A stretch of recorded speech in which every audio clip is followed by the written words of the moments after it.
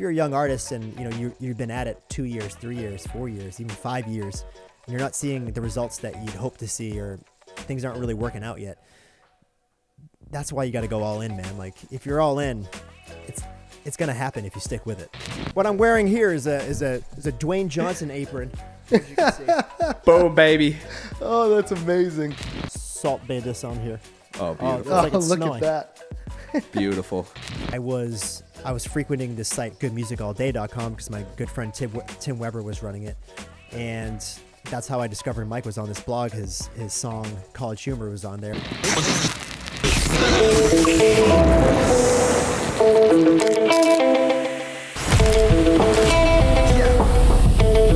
go. It brings us all together for a night we all remember.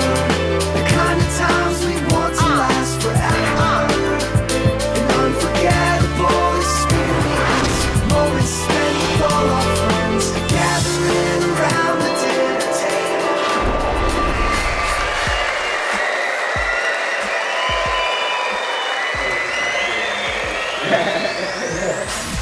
What's up, guys? Welcome back to another episode of Lobster and Beer TV, coming to you live from Demon Records in Old Town Scottsdale. This week we got a banger for you guys. We got legendary videographer, photographer, manager to Mike Stud himself, aka Mike. And I mean, the guy's a revolutionary pioneer in the social media game. John Kilmer, everybody. And also, don't forget to check out the website, get that new merch. We rocking it right here. You already know what it is. And you know a portion of the proceeds goes to the American Foundation for Suicide Prevention. And also to get Brian shaved up a little bit because he's looking a little rough there, if you know what I'm saying. That rough? Kind of a bum. He's kind of a bum. That's messed up. Well, yo, as always, shout out to Get Maine Lobster for supplying us with the fresh Maine lobster rolls. Mark's and the goat. Big guy. Let's eat, baby. Peace. John Kilmer, it's a pleasure to have you, brother. Thank you for joining us on Lobster and Beer tonight. It's good to be here. First of all, who's that little sweetheart in between you guys? Oh, man, this is Brady. Tom Brady. He's chilling. You named him after a legend. I hope he lives up to the name. I had does. to. I had to, man. Grew up. You're from New England too, right? Yeah, I grew up in Braintree, Mass, so 10 minutes south of Boston. Oh, nice, man. I'm from Andover, so like 40 Not minutes. too from far, here. yeah, right there. Yeah, absolutely, man. So the Maine lobster roll is something that you've been able to enjoy your whole life. Yeah, let me just say, guys, this is prime stuff here. I've been on a lot of podcasts, a lot of different people's podcasts, a lot of different concepts. No one has ever sent me a package, let alone a package including a lobster roll. This is just, I'm beyond words. I don't even know what to say. Just thank you so much. You're welcome, man. Yeah. We're lucky enough to have a good friend who owns the company Get Maine Lobster. And during the pandemic, when everything shut down, and I was on the road a lot playing college shows, and obviously I couldn't do that during that time, so we had to pivot, and we started the pod. And Mark, our friend, was like, "Well, hey, I can supply lobster," and we were like, "Perfect, let's do a lobster podcast." And then he randomly had a domain, Lobster and Beer, just kind of sitting there. And we're like, that's Wow. perfect. We'll add beer, man. That's an easy ad for us. So is the concept of this lobster company, they ship lobster rolls? That's their thing? Yeah. So he's Mark, our friend. He's been doing it for 13 years now. He basically he considers, obviously he's a very successful entrepreneur, but he more so considers himself a storyteller and a curator. And so he basically created this whole story behind him going to the docks in Portland, Maine, and picking out the lobster, and then packaging it and shipping it overnight to people across the country, which was something back then that you really couldn't find anywhere. You had to come to Maine for lobster. Yeah. And now he can you can jump on there today and order live lobsters as well. Can show up anywhere, all the way to California overnight. And he's been killing it with it. Damn. Investors, possibly me. We'll see. Yeah, possibly you. TBD. We'll see. Love that. Yeah, I mean, it wouldn't be a bad move, man. It's been blowing up for him, and but yeah, just so grateful to be friends with him, and he was gracious enough to start supplying us and believing in this, and it's a great deal for us because we get to eat lobster. Yeah, everyone gets to eat lobster. That's, like you Every said, I mean, week. that's a big plus, I'd say. Yeah. Yeah, that's a sick concept. The only other thing that's been similar, I've been on a show called the Chicken Parmcast, but I was actually there in person, and they served me up a chicken parm. With my Italian heritage, I was obviously pretty excited about that as well. But the fact that this was shipped to me on like dry ice was insane. Yeah, you didn't have a so problem cool. putting them together. It's pretty simple too, right? No, yeah, I put it all together fine. I got them here on deck whenever we need them, and yeah, they're good to go. Yeah, that's awesome, man. Well, they ship to Nashville, right? Yes, I'm in Nashville. I've been living here for about the past year. Oh, nice, man. How do you like it? I love it so far. Honestly, of all the places I've lived, obviously I'm from Boston, but I haven't lived there since I was 18. So I've been in New York City. I've been in LA. I've kind of been around the country for a bit, but of all the places I've been, this is probably my favorite to kind of settle down. And it's a great place to settle at the age I'm at. It can be quiet and chill when I want it to be. It can be an absolute shit disaster when I want it to be. So it's exactly what I need it to be at this point in my life. Yeah, Nashville's awesome, man. I was there for about 7 years, and I absolutely loved it. And then I ended up going to LA, and then finally landing here in Scottsdale. Oh, you guys are in Scottsdale right now? Yep. Yeah. We're at so this is a record label office. Then our studio is next door. And then you can look out the window and Club Maya's right there, and then all the bottle blondes. Yeah, my life's almost ended in that city multiple times. Before I moved here, me and the guys, we kind of frequented Scottsdale for probably 6 to 8 months out of 2 years, maybe more. And we lived in like the Paradise Valley area, but pretty close, like spitting distance to all the bars and Old Town and all that. I had one too many of these shots called a Blue Boy. I don't know if you remember those. Oh yeah, same. I try not to venture over there now because of those specifically. But that was a different time. It was a different point in my life, and I'm glad it's over. But I remember it, and I'll never forget it. Yeah, that was. I mean, I want to go back and kind of go through the timeline. But you guys were here when Mike was recording The Highs, right? Yeah, there was a period of time right around when the pandemic started where we all left Los Angeles together. Me, Mike, and 2 other guys that we were living with all together in LA. And we decided to just live nomadically and kind of bounce around the globe for 2 years. And Scottsdale seemed to be one of those places we kept getting drawn back to. Kept pulling you back in. Just reeled us back in every single time. She tends to do that. We stayed in some beautiful places, and I'm not going to lie, it's a beautiful city outside of the partying, and I really enjoyed it. But we all hit some breaking points in that city, including Mike. And there was the infamous 5-day bender where it was Mike's birthday and Halloween kind of falling on the same weekend, and I didn't last that long, but they partied for 5 days straight, and then Mike never drank ever again. That was the catalyst for him never drinking again. That makes sense. The whole town will do that to you. That's for, especially Halloween, Halloween and birthday. That is prime time here. Lost a lot of good men out there. R.I.P. Playing for the Yankees. Well, Kilmer, man, I got to be honest, bro. We've been doing this show for a couple years now, and as our viewers know, we always ask our guests to add a special ingredient to the lobster roll, and today was a little different in the kitchen. I'd say very different. Yeah, it was very different when we put the rolls together. We ended up, putting an extra ingredient on top at the end. And I'll let you introduce it, man. So this is the Kilmer roll. Tell us what we have. All right. Well, I wanted to take a pretty standard lobster roll and a standard approach, but I also wanted to add a little spice of myself, and I wanted it to be personal to me, but also authentic to me and unique as well. So today our secret ingredient will be creatine monohydrate. I don't think we're going to go the full 5 milligrams. We'll probably stick to around 1 to 2 milligrams. We'll just use it as a garnish. We're not going to get too crazy here, but that's I didn't put it on yet. I was gonna apply it on the show before we actually eat it. Freshly applied. Oh, we're gonna get a little Salt Bay with the creatine. Yeah. Yeah, I'm gonna hook up my studio in here, but quick So little shout out though to I want to give a quick shout out to First Form here. This is First Form, great athletic brand and supplement brand. We played their end of year party a couple months ago out in St. Louis, and they're a great brand. So shout out First Form. But this is the creatine that I'll be using today on my lobster roll.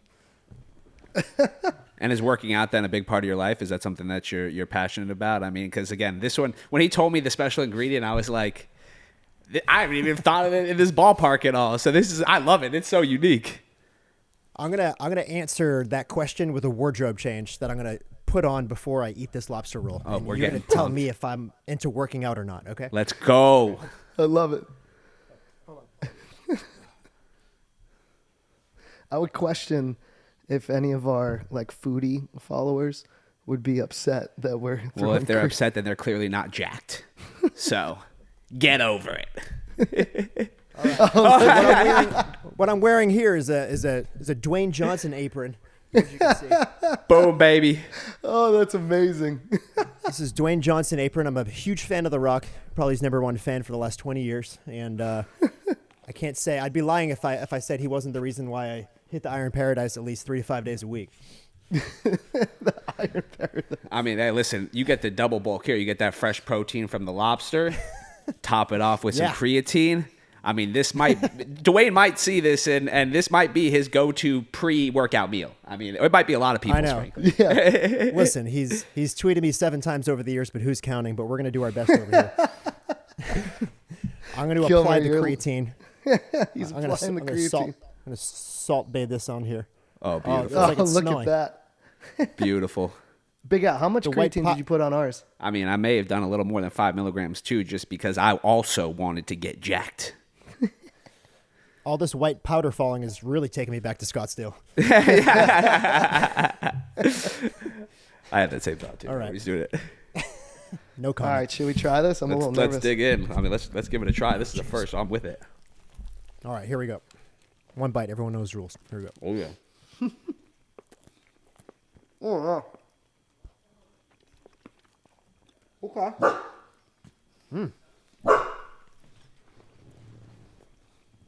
Oh, yeah. Yeah, man. Stop, Brady. Brady likes it too. Yeah. Want some, B? Mm-hmm. Wow. I wouldn't recommend giving your dog creatine, but Oh no, I just I'm gave him a also piece of. excited I gave him a piece of the bread. I'm excited to see what happens. I'm not going to lie. Yeah, he's This is fantastic. This is really good. It works. It definitely works. This is taking me right back to Portland, Maine. Beautiful yeah, city. man. Great lobster rolls. And for those watching, John got 4 lobster rolls to make, so he's not just having one creatine roll. He's going to be able to enjoy I have 2 the. here. I prepared 2. Nice. Well, dude, This is fantastic. Wow. grateful to share a lobster roll with you, man. I've been following your journey for a few years now, and I got to say, man, I'm a fan. It's been so cool to Thank you. watch you guys, over the years, just make some incredible art, come up with all these creative, innovative ways to build an independent platform around an artist, and these different brands and companies that you guys have started has it's been really inspiring, man. And so I've been really looking forward to this pod. But first, I want to go back before we get to that stuff. I want to go back, Little John in Braintree, Massachusetts. Yeah. Oh yeah. Did when you were growing up, was being in the entertainment, film production, podcast world something? And I guess podcasts weren't even around back then, but Yeah. Not invented yet. No. yeah, no. But the entertainment side of things, was that something you always kind of had on your mind to go after? Yeah, absolutely. I was very blessed to kind of fall in love with my passions at a young age. I would say around 8th grade, 13 years old is when I picked up my first camera, and they were those really old mini DV tapes, camcorders, and it just really started with my friends and I just kind of like around, and the show Jackass was really big back then, and at the beginning of every show, you had that safety message that says please don't try this at home, and of course, we went home and tried it. Absolutely. So I was the cameraman for our Jackass videos, and we would, light fire, jump off our roofs, and all that dumb stuff. And that's kind of how it all started with just falling in love with the camera and having fun with it with my friends.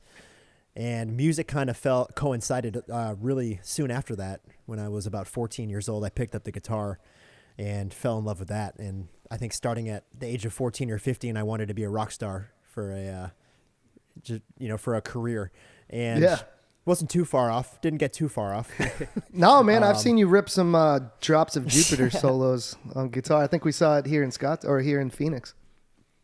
Yeah, it's it was a really full circle moment these past couple of years, where, especially last tour, where I'd be Skeez's guitarist, where he's the opener for our show and I'm playing guitar, and then Mike comes on stage and I'm picking up the camera, and all of that it all kind of started when I was 13, 14 years old, where I kind of fell in love with both of those things. So huge full circle moment, 20 years later, seeing all that come full circle was really cool. So, but to answer your question, I started falling in love with those things at a young age. And I was really fortunate to go to a school in Braintree, Mass, where they offered both like a music program and a video art program. So if it wasn't for those, I don't know if I would have fallen in love with those things, but those were kind of my outlets in school. I was not a great student. I didn't really like a lot of the academic stuff, but those art classes I kind of really fell in love with, and I really kind of made it all about those things. So I spent a lot of time with it after school. I'd get right to the room, I'd edit videos, or I'd play guitar, and I'm just lucky. I'm really lucky that I fell in love with those things at such a young age. Yeah, that's incredible, man. And when did you finish? Did you go to school for all 4 years? For college or what? For college, yeah. College, yeah. I got a degree in film production. Nice. And then when you left school, what was your first gig? Also pretty crazy. I was also very blessed that by the time I got out of college, I had enough kind of experience under my belt, because by the time I was 19, like a sophomore, I started making like a home studio, and it started in a dorm room, and then it kind of went into when I was in a fraternity, in the fraternity house. And like home studios weren't super common back then like they are now. Like it wasn't very expensive, but it just wasn't even close to how it is now. Yeah. So I was kind of one of like the only kids on campus that was like doing that sort of thing. And I wasn't really working with a lot of artists in the beginning. I was kind of just making music to have fun. But once I became a junior, I started to actually work with other artists within my school. And then some of them became sort of well known, and that attracted more artists to kind of come work with me. I was working in Long Island, New York, so like spitting distance from New York City. And by the time I was out of college, like there was already 2, 3, or 4 artists that were like sort of well known that I had under my belt, where I could just start my own business, where I could offer production, engineering, and video work, kind of all freelance on my own. And I'm not gonna lie, it was a struggle in the beginning. The first year was kind of a show, and I definitely, living in Manhattan, obviously the prices back then weren't not as crazy as they are now, but it was a struggle for like a whole year trying to, make ends meet and actually make rent and stuff. But kind of having that fire under my ass to like make that rent every month is kind of, I think, what made me really strive and network with a lot of people and work a lot. And that was kind of my season for grinding, was that first year right out of college. Yeah, that pushes you when you're under the gun, financially especially, and you have to make rent.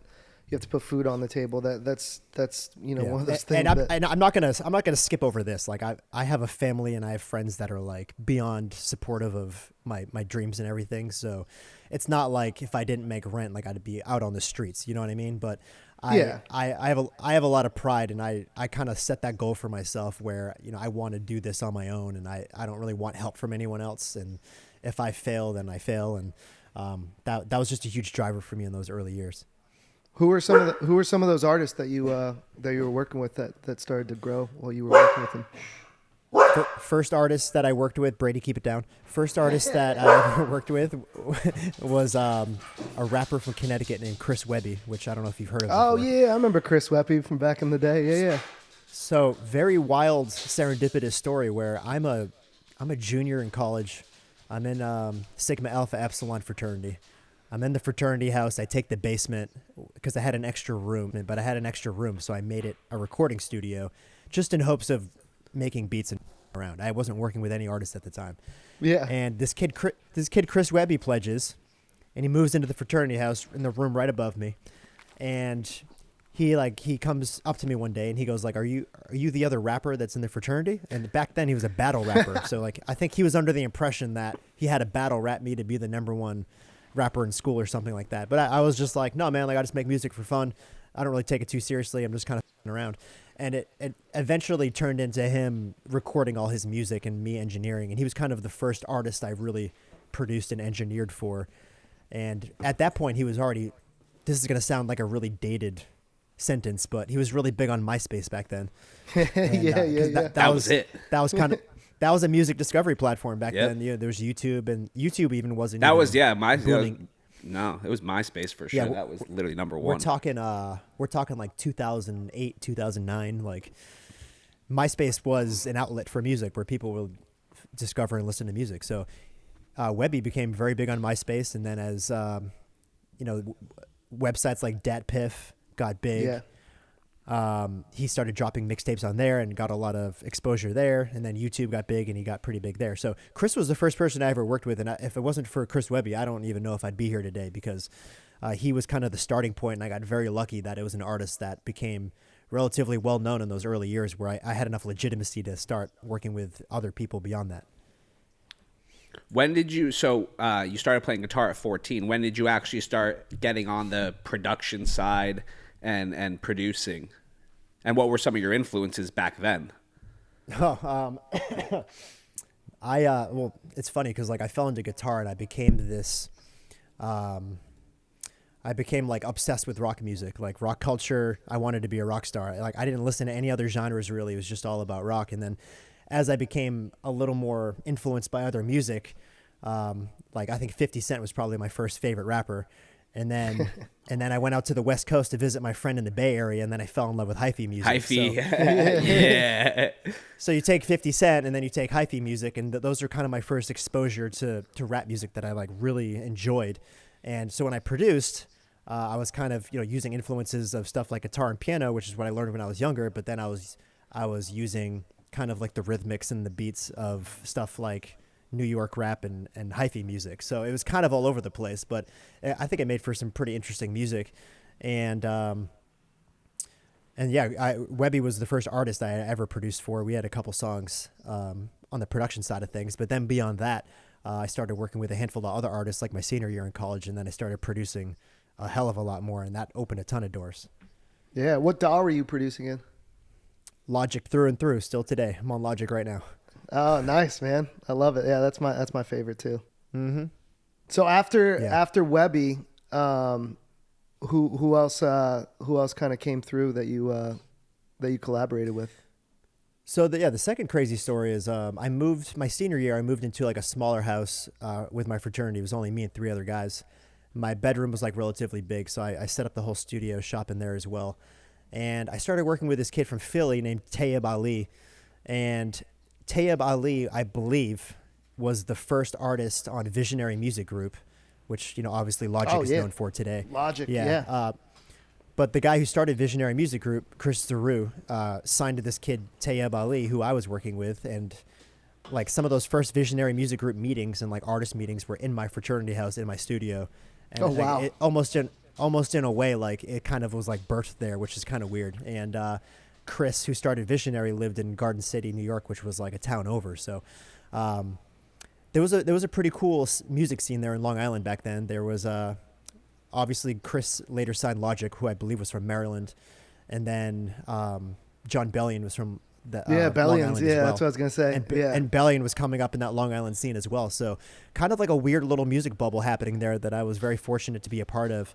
And I kind of continued working in that bubble even when I moved to New York City, because there was just a lot of music happening in Long Island. So that was kind of like a cool little time for music.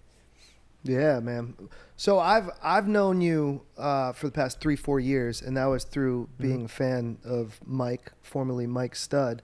I'm curious, when did you connect with him, and how did that relationship begin?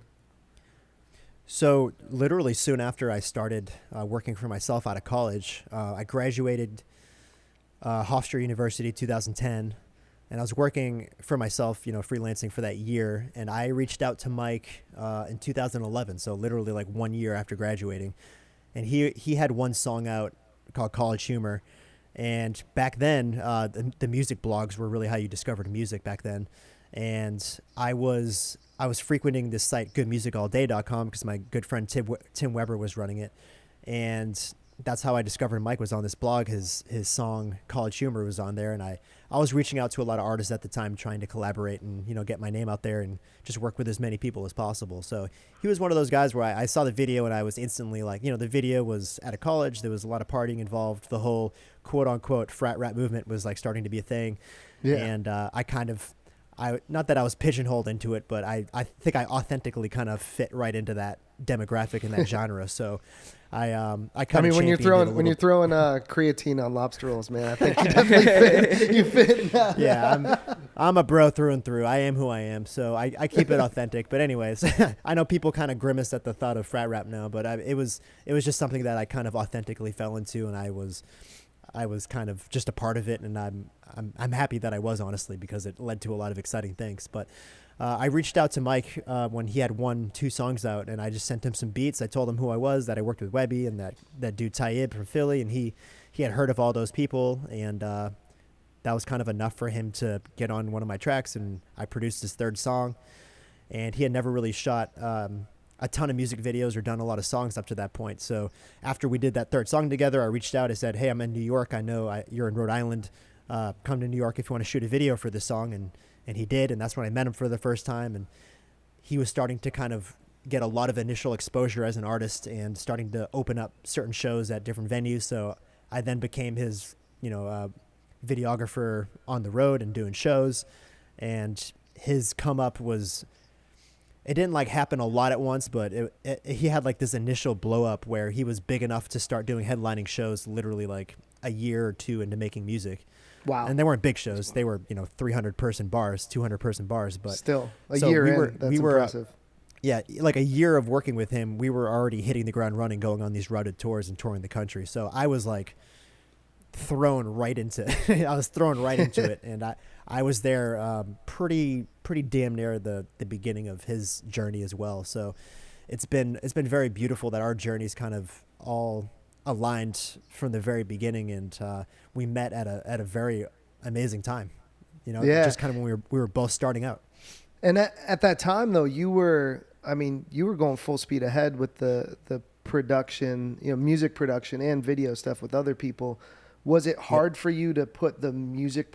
Did you put the music production on hold when you ended up going on the road with Mike, or were you continuing to do that in your off time? Yeah, that's a good question. I'd say music production. Once I started like really working with Mike pretty full time, like it didn't fall by the wayside. But then at that point, I kind of just fell into different seasons of producing for people, and it wasn't consistent. But over the years, like the past decade, there's probably been 3 or 4 artists that I've really aligned with, that other than Mike, that I've really like enjoyed making music with. So I wouldn't say there was a whole lot of it, but it's always been on my life, kind of coming in and out every other couple of years. Yeah. And so once that initial headlining tour popped off and you were off to the races with him, did it just continue from there? Even when you guys were done with that tour, were you continuing to work with him, full time, or was there like a break in between? Like what happened there? No, there was never really any breaks, honestly.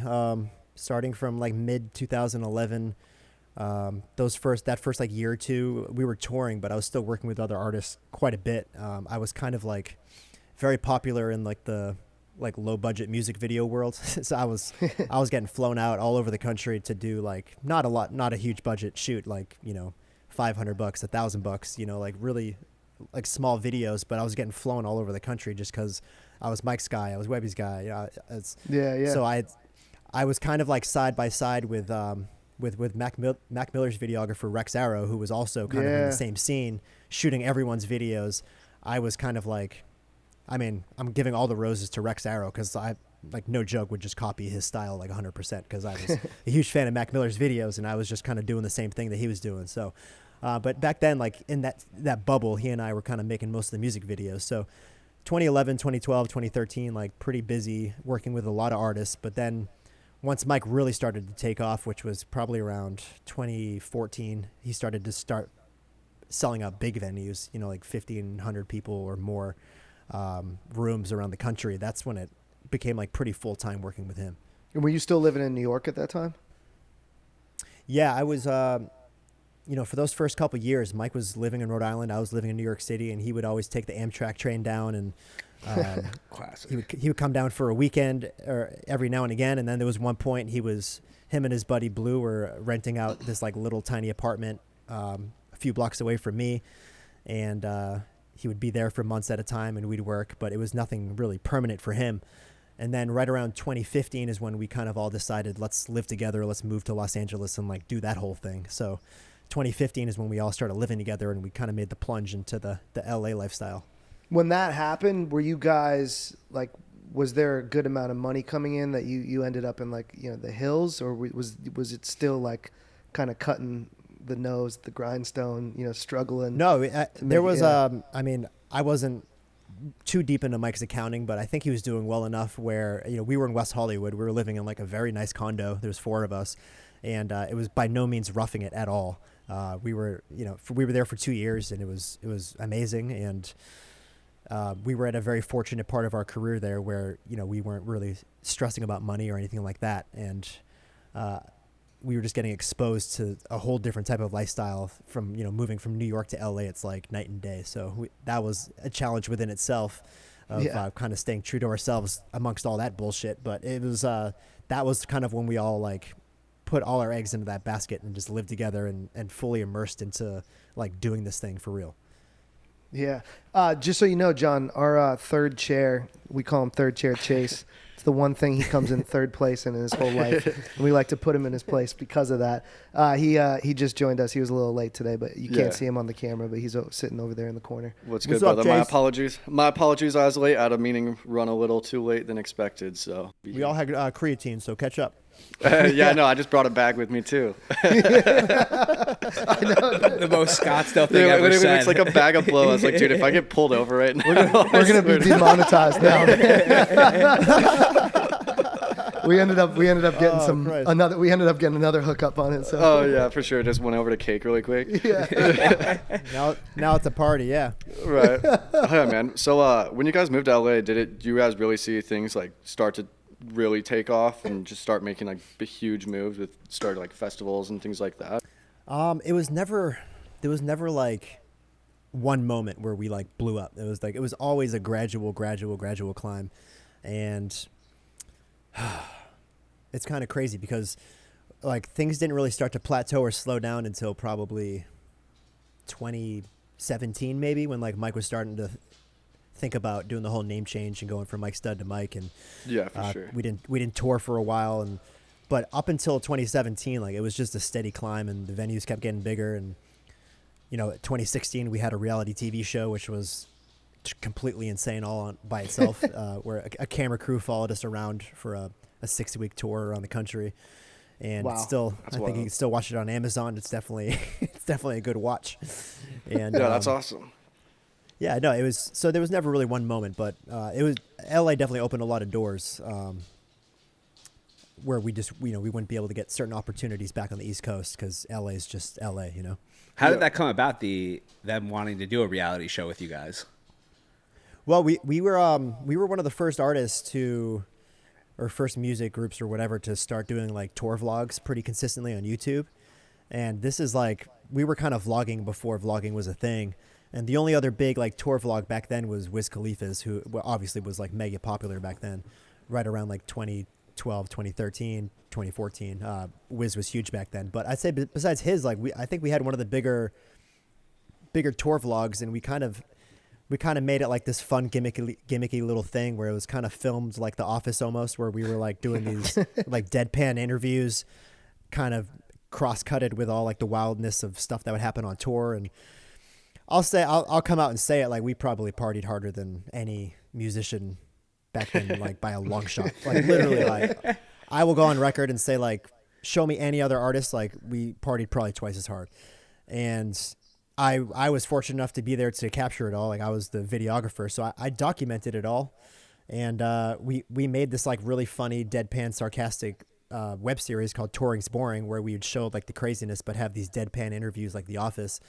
And that became just like a very popular thing for multiple years, and it got people really excited to come to the shows, and just a fun thing we did. And after a few years of that, we shopped it around in LA to like a couple different production companies and media houses, and eventually a production company picked it up, and we got a budget for a pilot, and we shopped that for a while, and then a network kind of hopped on board, and we got a lot of different options, but we went with the one where we had final creative control, which is pretty rare in this industry. Obviously, because we're reality TV, anything can be twisted, and we weren't really trying to be like the next Jersey Shore. Mike wanted to put music first.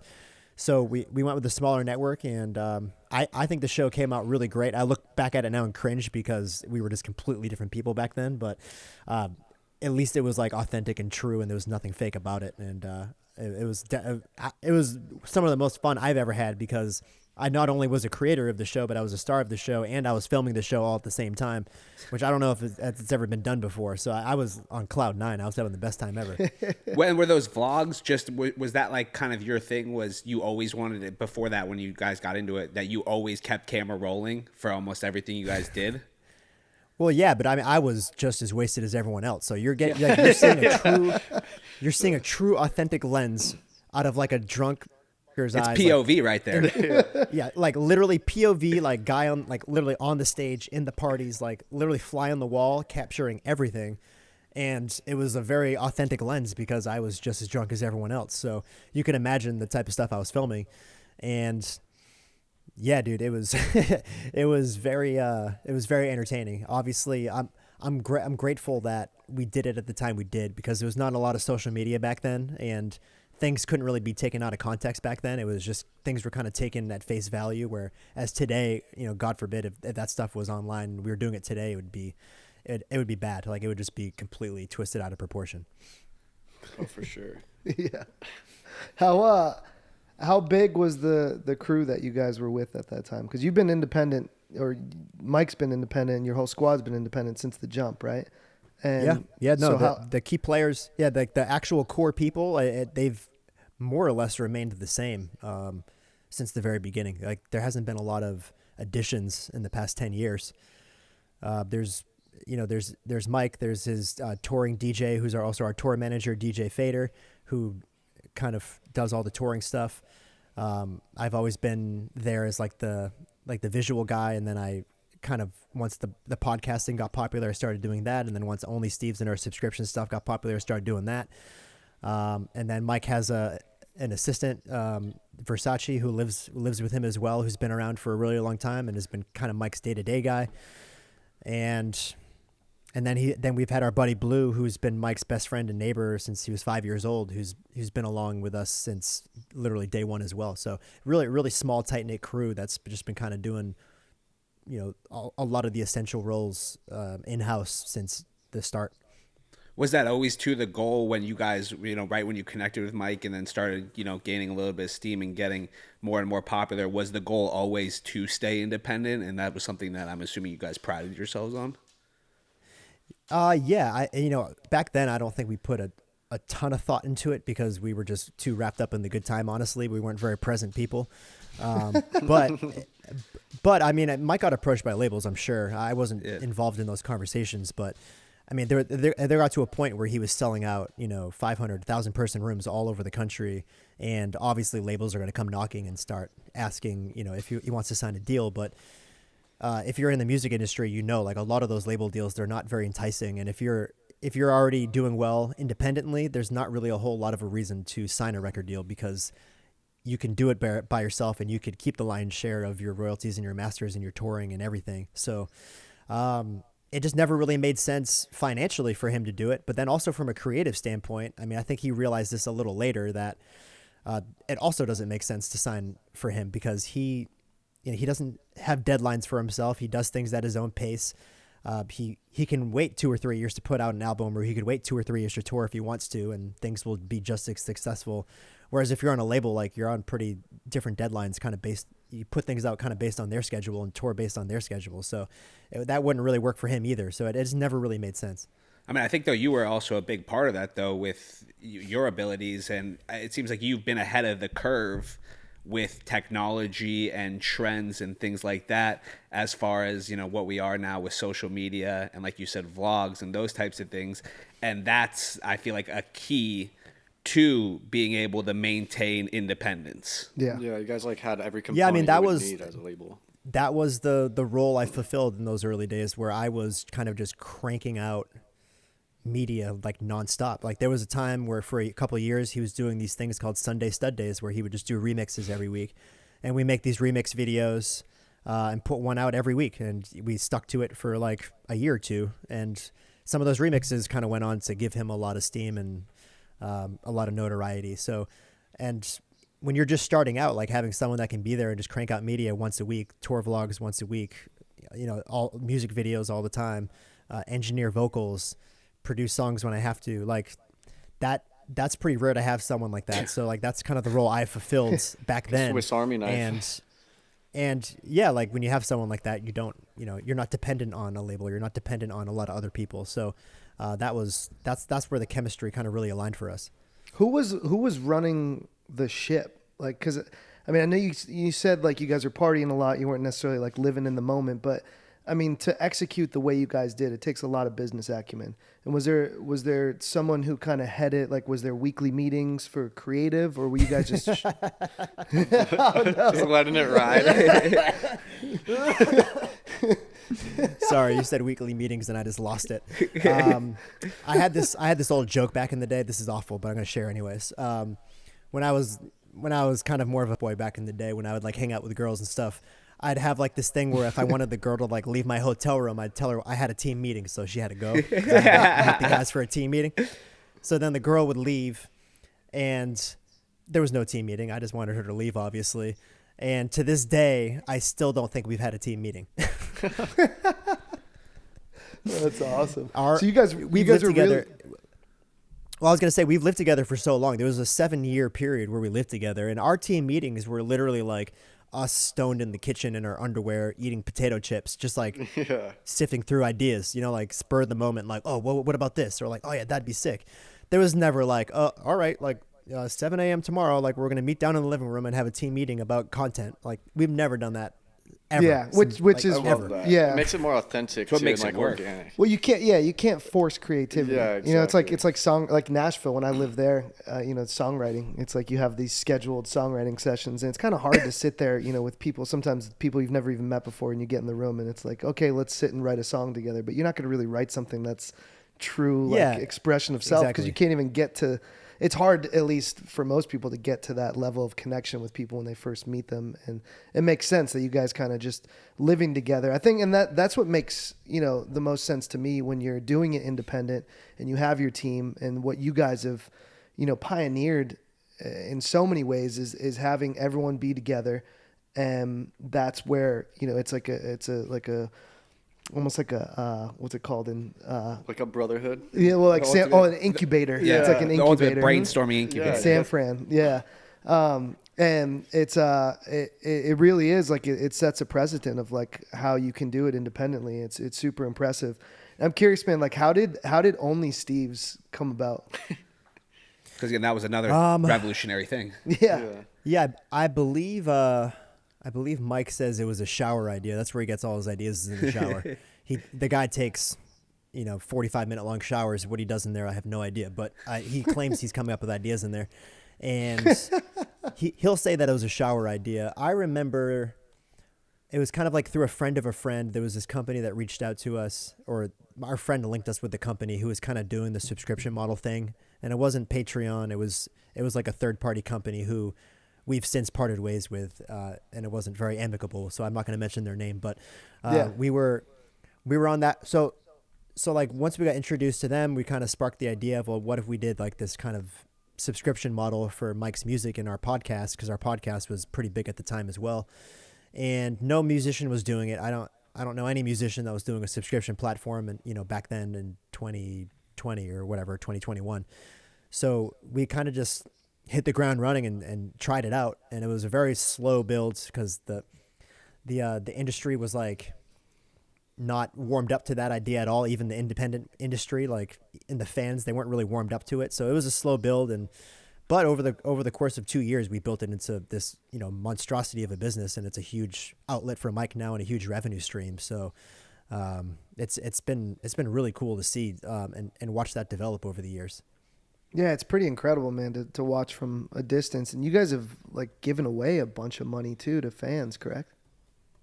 Yeah, I'd say to date we've given away about $70,000 to our fans. Wow. We try to, at this point we try to do about we give away like $1,000 in financial support, and people like submit why they could use the money, and we sift through it and try to get it to people who really actually need it. And and mind you, these are people who are subscribing, who are paying $9 a month to subscribe to us, and they're still having money problems. So like that shows like the dedication of these fans, and it's I can't express enough gratitude for like the type of fan base we have, where people are like really down bad, but they'll spend $9 a month to support and get all this exclusive content that we're putting out. So it's a really beautiful thing, and we always try to give back as much as possible. So every week or week and a half, we'll give away about $1,000 to a person who needs it, and we've been doing that for a while now, and it's been about $70,000 worth. Wow, that's incredible. Yeah, that is unbelievable. Yeah. I mean, is it also too? So again, I mean, you said you guys were just I guess going by the seat of your pants early on too. Is that kind of still the case right now too when you guys are doing all this stuff? Like you guys just take it day by day and go with the flow? Yeah, obviously things are done a lot more. What word should I use here? Mindful. Things are a lot more mindful now. Probably based from years of experience, and from years of failing and fucking things up.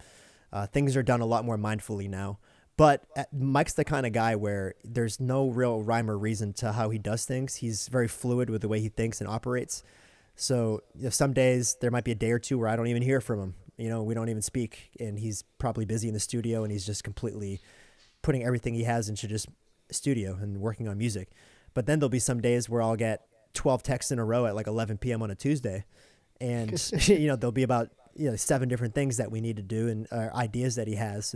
That's just kind of how he's always been, and I'm not gonna lie, it took some getting used to and some adapting, but that's as a creator, you have to kind of respect the way people work and the way they come up with ideas. And I just always try to be a facilitator and an executor for him. So I've adapted to it easily over the years because we've been doing it for so long, so I'm used to it. But that's just kind of how he works.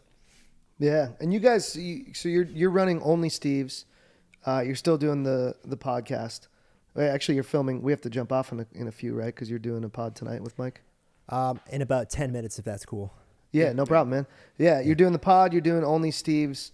You're filming. You guys aren't on the road that much, ending the year right now. So outside of the Mike stuff, what other projects are you working on? I saw you were working with Jade Million in Nashville.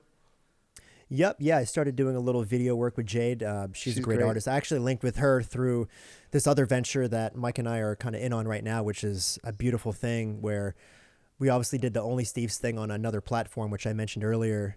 And we actually decided to kind of branch off and team up with some amazing people and create our own platform for other artists and other creators to do the same subscription model that we do. And we actually started that about 6 months ago. And since then we've launched it. It's called Grouped. And we've already onboarded 60, 70, 80 different artists over the last couple of months, and got a lot of amazing people on there. And it's been kind of like a great outlet to see other artists use the same business model that we did the past 2 years and also see success.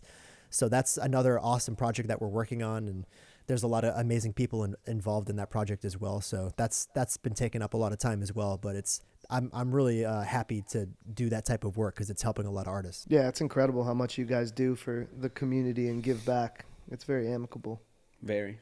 Seems like you guys always were one step ahead of the curve. Literally. That's so cool. Just paving the way for everybody. But again, it all awesome. stems from your social media. I feel like your ability to capture content and then turn that content into something that's the king. Yeah, that's wild. Oh yeah, no, definitely. And as an independent artist, like you have to always be thinking 2 steps ahead. Like that's just how it works. If you want to survive in the industry, like you can't always just piggyback. You have to get really creative with your revenue streams. And I will give Mike his roses. He's been so, what's the word I'm looking for?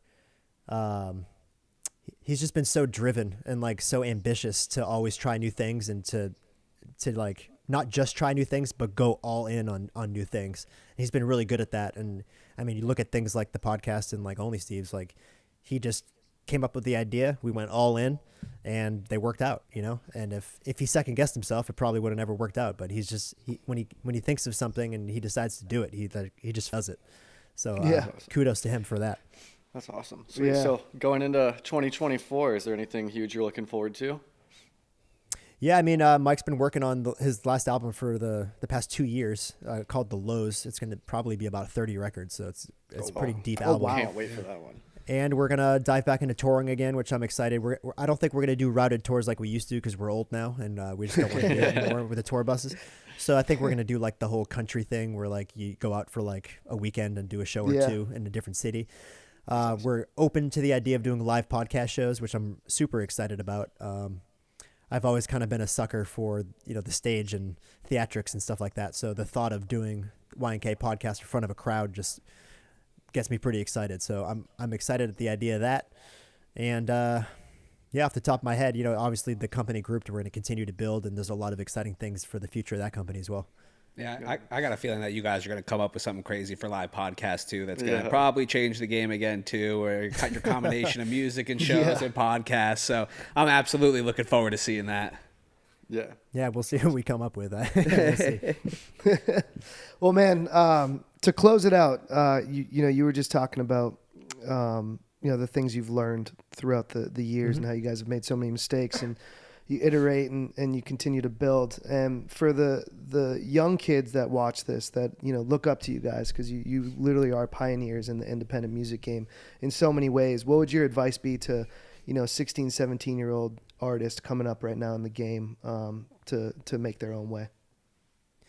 Yeah, I would say two things. One is go all in, and two is have patience. And I think the patience is the thing that a lot of people struggle at these days, because there's a lot of instant gratification in the world today, where you see things like TikTok and it's like, oh, I can go viral overnight. You know, I can get 100,000 followers in a week and start from literally the ground floor.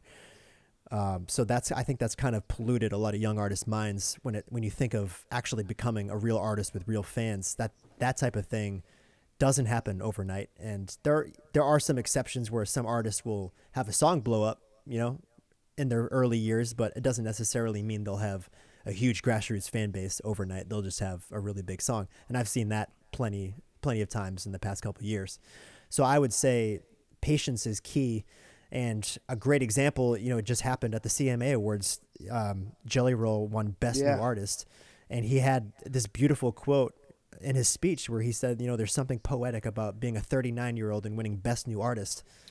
He's not a new artist. He's probably been around making for music 20 years. For 20 years, 2 decades, 2 decades, you know? So if you're a young artist and, you know, you've been at it 2 years, 3 years, 4 years, even 5 years, and you're not seeing the results that you'd hope to see, or things aren't really working out yet, that's why you got to go all in, man. Like, if you're all in, it's going to happen if you stick with it. That's just the name of the game. You know, the only difference between the people that reach the highest of heights and the people that don't is that they kept going. That's Keep going. That's awesome. That's literally it. That's the only difference. So if some people it'll take 5 years, some people it'll take 10. Look at Jelly Roll. He's been a big artist for a while, but he's finally being recognized on this stage like the CMA Awards, probably 20 years into making music. So if you're going to do it, go all in and just have the patience and enjoy the process and just love what you do. And, you know, don't get wrapped up in the outcome. Just love what you do and have patience. Wow. Beautiful. Yeah. Beautiful way to wrap it up. That's the way to wrap it up right there. Ladies and gentlemen, this is Lobster and Beer TV. That's John Kilmer, the legend. Have a great night. Peace. Peace.